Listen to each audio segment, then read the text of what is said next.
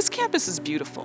When you arrive, you feel something different. And I don't know if it's the proximity to the water. I don't know if it's the windmill. I don't know if it's just the lovely green areas that you can walk about. But there is something special about this place. And if you talk to the faculty and staff who are here, they're here because they want to be here. They're dedicated to this campus. I moved to Hawaii when I was in my 20s. When you're young, the farther away from home, the better. I'm originally from Detroit, Michigan.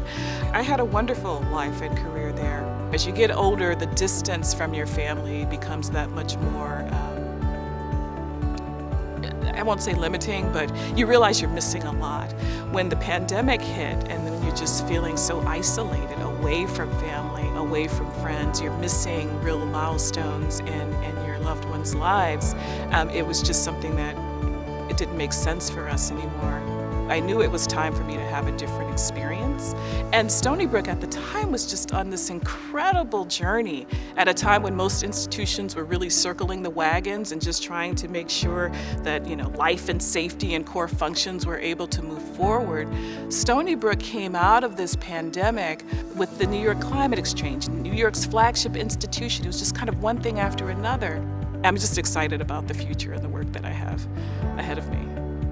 When people think about the Hamptons, for example, they often think of the well-heeled and the people who have a lot of money who come out here and treat it as sort of a playground, and they forget about all of the folks who live here year-round, and a lot of the invisible, underserved folks who really could benefit from the strengths that we can provide in this place. One example of that, the cohorts and the programs that are through health professions, so you've got speech-language pathology, you've got a physician assistant program, you've got physical therapy and occupational therapy.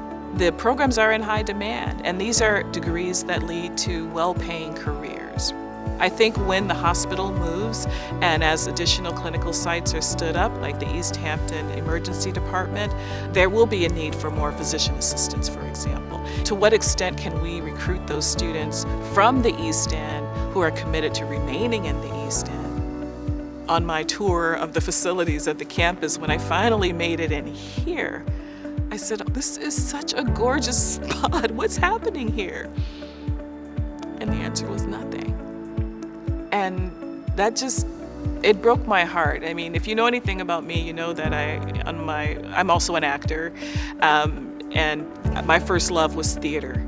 And to see a space like this, I got on the stage and I said, I would love to perform here. And to think that we weren't using it, that was like, okay, we have to fix that. We have to find a way to fix that. Can we find high quality works that you can't see anyplace else and provide them in this space? And so my partner, as we were thinking about, we want to do something here just to demonstrate what's possible. He said, what about underground? So I reached out to Akil, because I've been following him on social media, and I said, would you be interested in bringing this to Southampton? After our very first performance, we had Southampton High School, and we had students from the music department at Hampton Bays, and then we did a little talk back afterwards. And a student came forward to the microphone, and she just kind of had her hands to her chest, and she says, I've never seen anything like this before. This is the first play I've ever been to. And she's in high school. And it just reaffirmed we have a role to play here. We have a right, a privilege, a responsibility here. And this theater can be key to that. Just the possibilities are kind of endless. And I'm super excited about bringing things like that to the public and the community.